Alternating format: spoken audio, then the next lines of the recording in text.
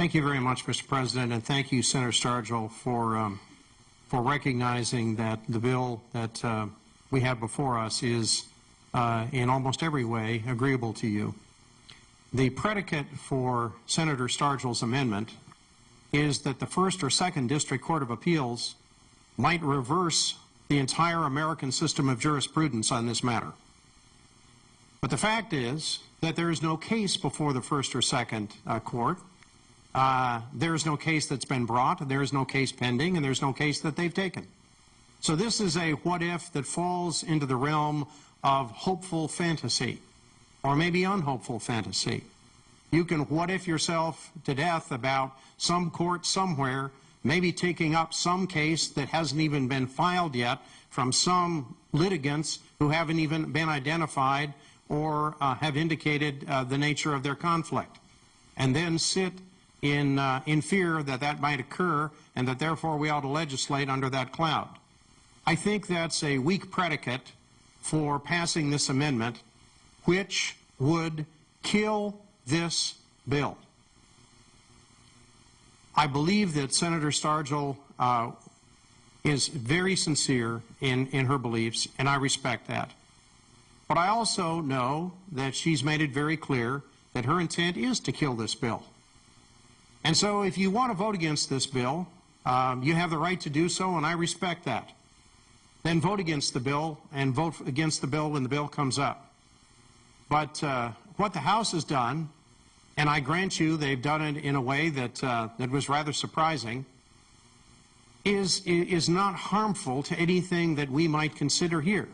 Because again, this issue, the prohibition that's in the 1977 law, which is the object of Senator Stargel's amendment, to pass a measure without that, is meaningless in fact.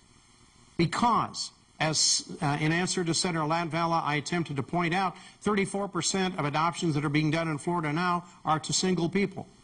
The Department of Children and Families, under oath, has testified that they knowingly place children in adoptive and foster care homes where there are same-sex couples, and that there are no negative consequences of them doing that. And I've got hundreds of pages of documentation to back that up, and prepared to share that with any member of the Senate or anybody else.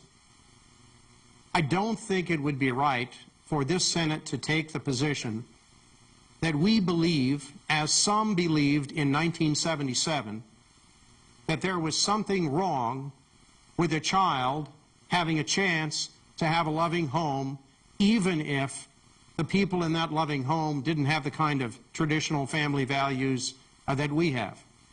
I don't think that's right. It wasn't too many years ago when interracial adoptions were illegal and frowned on and immoral. It was quite recently when a university in this country had to go all the way to the Supreme Court to get told that their policy that expelled students because they had interracial dating allowed. They didn't want to allow interracial dating. They said if you dated interracially, you'd be expelled. And if you married somebody of a different race, you'd be expelled. It wasn't too many years ago when that had to go to the Supreme Court because a faith-based university wanted to take it there. We don't need to turn back the social clock in this state to 1977. There were plenty of things that happened then that were probably good, but some things that happened then that I'm glad we don't do anymore. And so I would, with great respect to Senator Stargel and her sincere passion against this bill, I would declare that this amendment is not only an unfriendly amendment, but it is a killer amendment. And I would ask you to vote down the amendment.